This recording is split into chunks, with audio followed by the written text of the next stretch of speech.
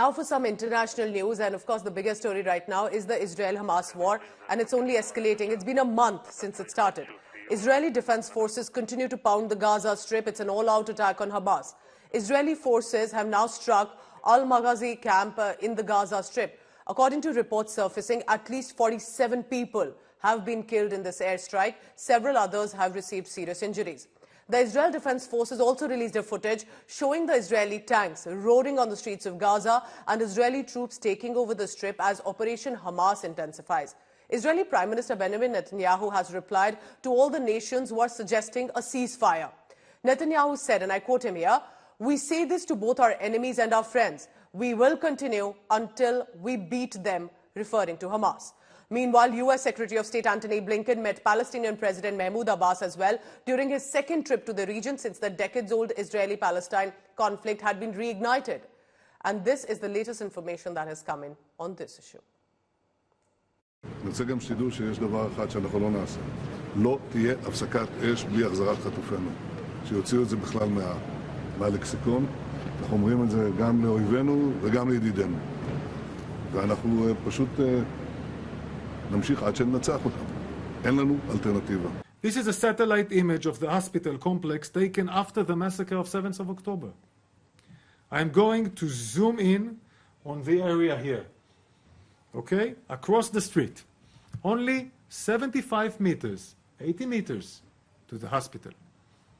Here, the IDF identified a launch pad, meaning they launch rockets from here. I want to repeat it. They launch rockets on Israel 75 meters from an hospital. Why? They know precisely that if Israel will airstrike a launch pad like that, the hospital would be damaged. While now let me get you some ground reports that are coming in from the border. Villages near the war-hit Gaza border have gone deserted. Israel continues an all-out attack, Hamas against it. Hundreds of people have become refugees also, remember, and within their own country.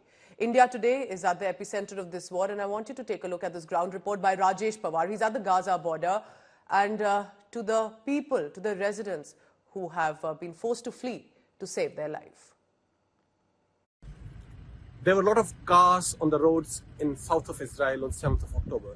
And they were intercepted by these terrorists of Hamas, and a lot of them were shot with the RPGs, grenades, rifles, and all kind of munitions. And you see like hundreds of these cars lined up.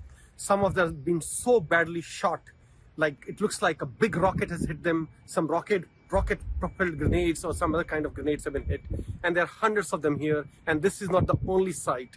And they are trying to now scrape each and every part inside so that they can do DNA testing and can identify these missing people. This is Rajesh Pawar from Gaza border, India today. Rajesh Pawar also spoke to an IDF spokesperson. Listen into what he said. Right now here with me is an IDF spokesperson. May I know your name, please? Sure, I'm Adam Ita. Adam, can you please tell me a little bit about this place? Yeah, sure. So right here, we're in kind of an improvised parking lot by Kuma, very close to the Gaza Strip. And what you can see here is that hundreds of thousands of cars, of remainings of cars from the 7th of October brutalized attack by Hamas. All those cars here in order to search for remainings, to identify missing persons. And you can see the destruction, the level of...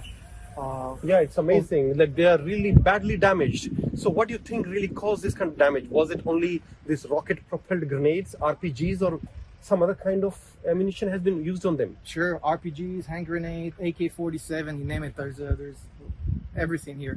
You can see the evil. I think that each and every car has a story to tell.